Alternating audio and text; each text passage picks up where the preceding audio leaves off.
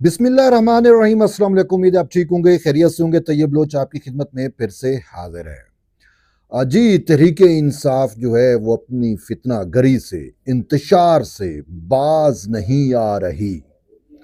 खबर ये आ रही है कि तहरीक इंसाफ की जानिब से 15 अक्टूबर को फिर से डी चौक पर धरने और एहतजाज की कॉल दे दी गई है। अब 15 अक्टूबर ही क्यों? बात यह है, जैसे मैंने पहले भी कहा था कि तहरीक इंसाफ जो है वो मुल्क दुश्मनी पे उतर आई है, वो रियासत दुश्मनी पे उतर आई है। तहरीक इंसाफ से पाकिस्तान की आलमी सतह पर उसको मिलने वाली कामयाबियां, कामरानियां बर्दाश्त नहीं हो रही। तभी उन्होंने जो है वो डी चौक पर एन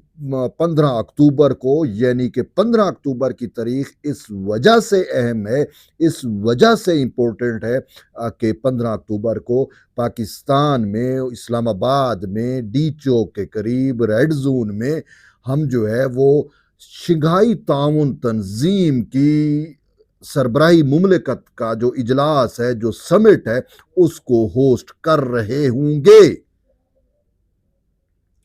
12 मुमालिक से जायद उनके जो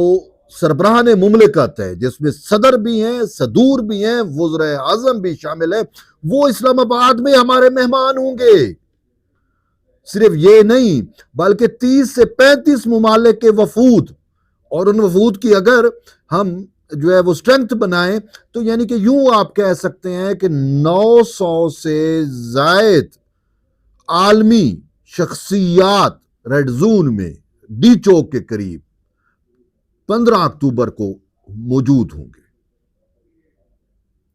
और तकरीबन 200 से जायद आलमी मीडिया के नुमाइंदे, जिसमें इनके जयशंकर भारत वाला मीडिया भी शामिल है, वो भी डी चौक में, डी चौक के पास रेड जोन में शंघाई ताउन तंजीम को कवर करने के लिए मौजूद होगा। और ऐन उस लम्हे देखें, ये जो शंघाई ताउन तंजीम है, ये एक इलाकाई ताउन तंजीम है जिसकी सरबराही जो है वो इस वक्त पाकिस्तान के पास है, लेकिन दो बड़े मुल्क इस खित्ते के जो वीटो पावर रखते हैं, वीटो का इख्तियार रखते हैं, रूस और चीन, वो भी मौजूद होंगे। रूस और चीन के वज़ीर आज़म 14 अक्टूबर को आ रहे हैं। 15 अक्टूबर को समिट है, 16 तक, 14, 15, 16, 3 दिन है इस समिट के।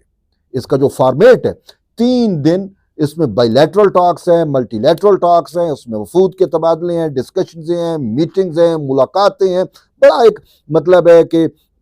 एक बिजी शेड्यूल है इन 3 दिनों का, जिसमें चीन के जो है वजीर आज़म होंगे, रूस के वजीर आज़म होंगे, ईरानी सदर होंगे, और इसके साथ साथ Turkmenistan, Azerbaijan, Mongolia, Armenia, Belarus, पता नहीं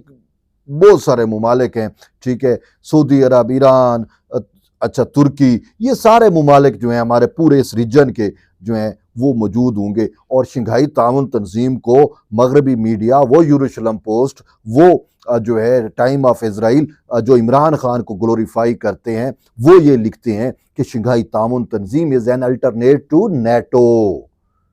तो ये नेटो के बराबर हमपल्ला एक इलाकाई जो है वो ऑर्गेनाइजेशन है, ताउन तंजीम है, जिसमें मईशत से लेकर जो है वो डिफेंस तक कोऑपरेशन है। तो अब इतना बड़ा समिट हम ऑर्गेनाइज करने जा रहे हैं, यानी 14, 15, 16 अक्टूबर को इस्लामाबाद में एक मेला हम सजाने जा रहे हैं। आलमी जो सतह है और फिर आलमी सफारतकारी में पाकिस्तान को एक बहुत बड़ा संगे मील मिल रहा है। लेकिन अफसोस है कि तहरीक इंसाफ अपनी मुल्क दुश्मनी से बाज नहीं आ रही, अपने इंतशार से बाज नहीं आ रही, वो फिर इसको डिरेल करना चाहते हैं। ऑलरेडी उनकी जानिब से ये अटेम्प्ट की गई थी कि पहले जो डी चौक पे धरना था वो भी इसी वजह से था कि हम डी चौक पे कब्जा कर लेंगे, उसमें धरना देंगे और शंघाई ताउन तंजीम के इजलास तक हम बैठेंगे। उनका मेन मुद्दा, मेन मकसद, मेन कोशिश यही थी कि डी चौक के ऊपर जो है वो हम ऐसा फितना फसाद करें कि किसी न किसी तरीके से ये डिरेल हो जाए। क्योंकि बात ये है, बड़ी सिंपल बात है, बड़ी सादा बात है, क्योंकि तहरीक इंसाफ के ऊपर कहा जाता है और इवन के हुकूमती रिकॉर्ड, जो हमारा रियासती रिकॉर्ड, सॉरी हुकूमती नहीं, हुकूमती आते जाते रियासत बरकरार रहती है, रियासती रिकॉर्ड अब ये कहता है कि इसके ऊपर भारत और इसराइल की फंडिंग है इसके पीछे। और तभी तो जब इन्होंने डी चौक पर धरने की बात की थी तो उस टाइम पीटीआई के एक मुशीर जो हैं, तर्जमान जो हैं खैबर पख्तूनख्वा हुकूमत के, वो कहते हैं हम जयशंकर को बुलाएंगे, क्योंकि जयशंकर इनका हैंडलर है, मोदी इनका हैंडलर है, भारत इसको फंडिंग देता है तो अपनी फंडिंग को कारगर करने के लिए और उन्हीं की आशीर्वाद पे। मैं तो यही समझ रहा हूं ना फिर कि ऐन उसी टाइम जब शंघाई ताउन तंजीम जैसा आलमी मेला हम सजा रहे हैं, उसी टाइम तहरीक इंसाफ जो है धरने की काल क्यों दे रही है। हम इतनी तो समझ आती है, और ये पाकिस्तान के बच्चे को अब समझ आ जानी चाहिए, और ख़ासकर तहरीक इंसाफ के वो लोग जो अब भी रियासत से मोहब्बत करते हैं, जो वतन से मोहब्बत करते हैं, उनको चाहिए कि वो बाइकाट करें और इनको आईना दिखाएं कि देखें आप एहतजाज करें, किसी और दिन जाके करें, कौन आपको रोकता है, पूरा पाकिस्तान पड़ा कहीं पे जाके कर लें। ये इस्लामाबाद का चुनाव क्यों किया, इस्लामाबाद को मुंतखब क्यों किया और डी चौक को मुंतखब क्यों किया, जब ऐन उस लम्हे, यानी कि बिल्कुल डी चौक जो है वो रेड जोन है बेसिकली, और रेड जोन में दाखिला मना है सिर्फ इस वजह से कि वहां पे आलमी, अच्छा इस्लामाबाद में छुट्टियां दे दी गई पहले से ही कि यार के स्कूल ये वो ट्रैफिक सारा कुछ, ताकि शहरी जो है वो किसी भी उससे बच सकें, रूट्स लगे होंगे, आलमी रहनुमा आ रहे होंगे, टॉक्स हो रही होंगी, सारा कुछ है, तो उसके लिए जो है ऑलरेडी इस्लामाबाद में छुट्टियों का ऐलान कर दिया। सुप्रीम कोर्ट जैसे बड़े इदारे जो हैं वो बंद होंगे, लेकिन इन्होंने वो दिन ऐसा चुना है। मकसद क्या है, एजेंडा क्या है, अब ये तहरीक इंसाफ की लीडरशिप पे है, तहरीक इंसाफ के वर्कर्स पे है कि वो जिन्होंने ये कोशिश की है, और वो तहरीक इंसाफ का वर्कर जो पाकिस्तान से मोहब्बत करता है, जो रियासत से अब भी वफादार है, उसको चाहिए कि वो